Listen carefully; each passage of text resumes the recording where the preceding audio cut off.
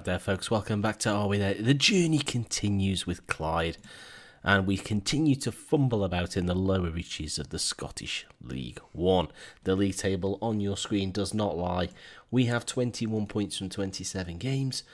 Peterhead, slightly worse, just 20 points from their 27, and you can see Stranraer above us, 27 points. I mean, they're in terrible form, but equally so are we.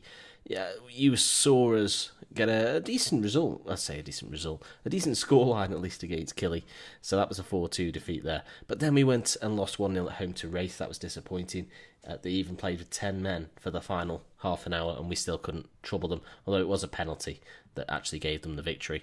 So a little bit disappointing. Then we managed a 2-1 away win at Stranraer, the aforementioned Stranraer. So it gave us a little bit of hope that I thought might translate into some points.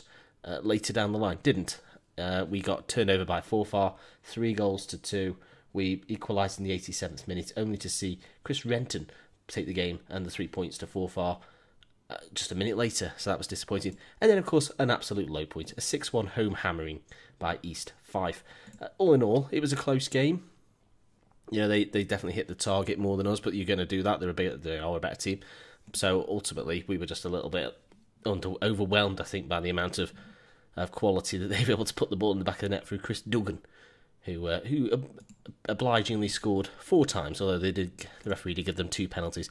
You can see there McNiff getting a 4.4, so he saved us 2 weeks' wages there. Then a 2-1 away defeat to Peterhead, and that was, that really did tie us all up at the bottom. It's, as I say, as you've seen, we are struggling. We just don't really have the squad, the dynamics now, the dressing room atmosphere is poor. Match cohesion and managerial support is good, so yeah, that's okay. But we've got a lot of players who aren't happy, who wants to leave for first team football. Now, you know, there's a lot of players who also want a chance in the first team. They're not going to get it. And Jordan Stewart was fined for a poor performance against East Fife and feels he has been treated unfairly. So, I mean, we were furious with McNiff, but let's just take a look at Stewart. Where is he? Stewart. Can't even find it. Maybe it wasn't that game. Was it this one? Oh, yes, there. The 5.7. So he was quite pleased with that. He hasn't played for us since. He's now rotting in our under-20 squad. And fair play. He can sit there all he likes. So it's Airdrie today. Airdrie at the Broadwood. Hopefully we can get something to shout about. We've brought in a few... Well, we've tried to bring in a few trialists and convert those into players. It's not going well. I can see Barry is suspended, so Davidson will come in and take his place. Where should we play those two? I think we'll mix it up like that. And onto the bench, we'll probably put Gormley just because. Why not? Max Wright's not going to come on in that kind of state, but I don't want to put 3 strikers on the bench, so we'll keep him out there.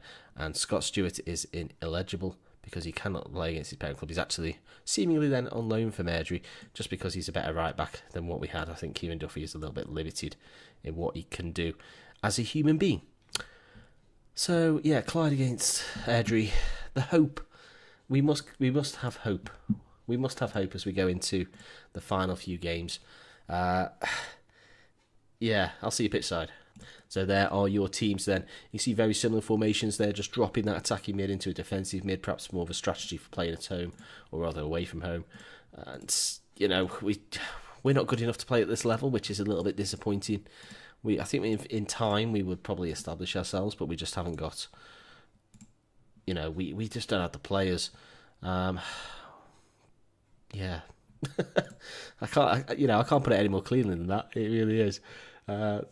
Love the club, love Clyde. There'll forever be a place in my heart for the Clyde, for the Bully Wee. But I just think that it's a task too far to keep this team into League One. Certainly can't harbour hopes of getting any kind of promotion. Although Fergie just drifts one wide of that far post inside the first minute, and another chance now. Hurst takes a goal kick long towards that far left side. Linton brings it down unorthodox by the look of it and goes long towards Sandy. Can he bring it in? He takes it on his favoured left foot and puts it into that far right corner.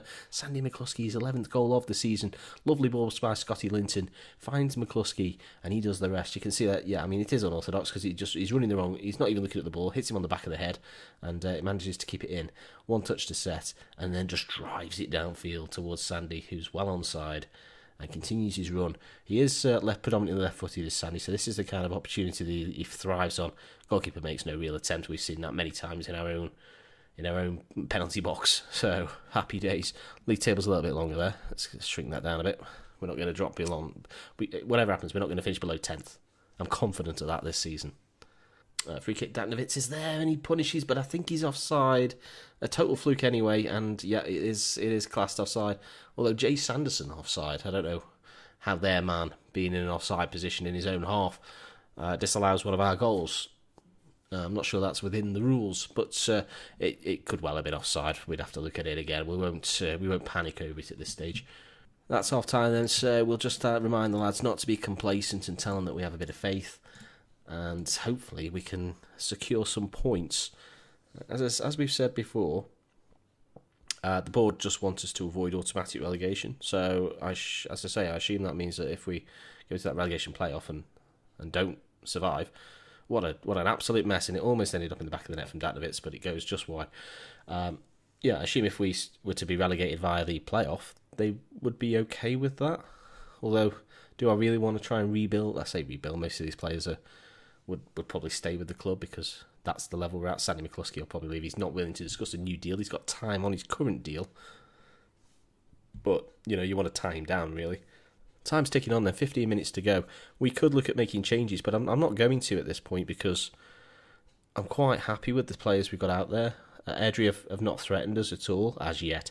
Datnovitz finds Ferguson, who goes left to Burbage. A little bit of a strange ball, and that's worse. And here comes McLaughlin. That's a terrible pass there. Marshall picked that up, no problem. And he finds Ferguson. Can he do better this time? He's been one of our better players.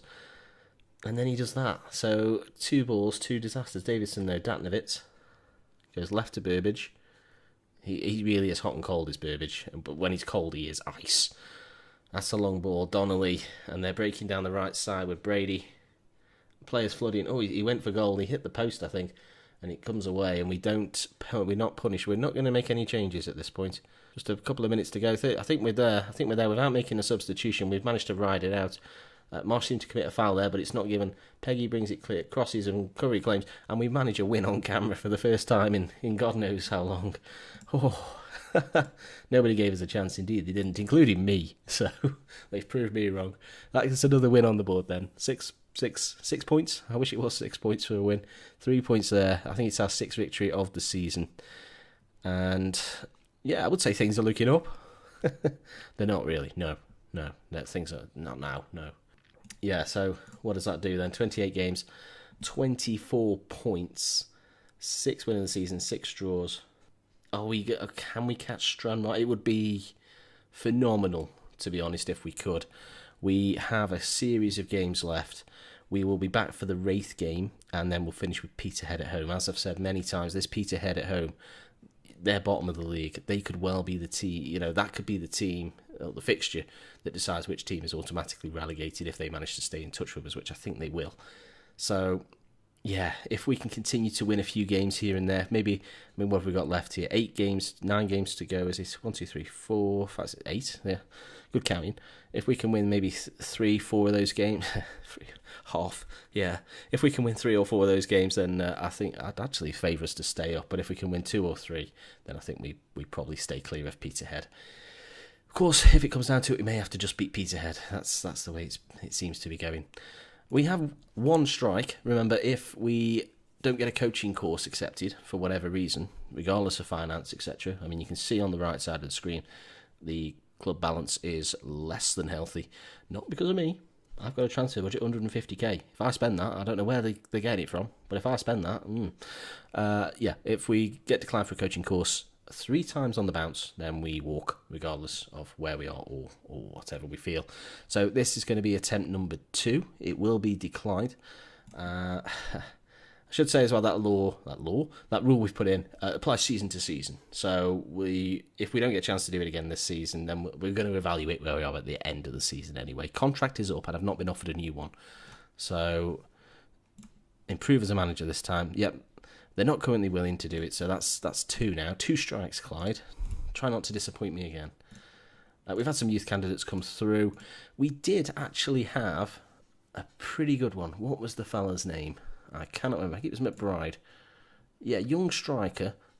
So if Sandy McCluskey goes, he's not as good as McCluskey, but McBride will step into his shoes. So we'll just continue to use 15, 16-year-old strikers. In terms of Sandy, you can see he's actually rather tasty. He's rather delicious. 17 now, wanted by Dundee, Hearts and St Johnstone. Personally, his preference would be to go to Dundee. Personally, I prefer to go to Hearts. But, you know, Sandy does. Hopefully he can keep us up this season at least. We owe him a lot, even at young age. He's got 15 and 34 for us in the league, 11 in 25 this season alone. And for a young kid, I'm concerned a little bit maybe that we're giving him too much exposure to top level football. I almost convince myself sometimes to first team football, but we haven't got a choice. He's by far away our best player, never mind striker, so he'll just continue to start, and he does justify the place in fairness. So yeah, fantastic stuff. It is going to be Wraith then. Wraith first in the league. It could be an absolute mauling at the hands of Wraith. Hopefully not. Is he just holding a mouse in the crest? Looks like some sort of lion or dragon figure holding an old school 2-button computer mouse. Probably isn't though. Probably isn't. We'll find out. Maybe we'll find out. Fantastic. All right, well, I'll join you again for that Wraith game. Please do join me. Pop a like on the video and subscribe if you haven't already. It would be great. Would really put a smile on my face. Coming up to Christmas time, so why not? And, well, I'll see you again on the very next video. Goodbye.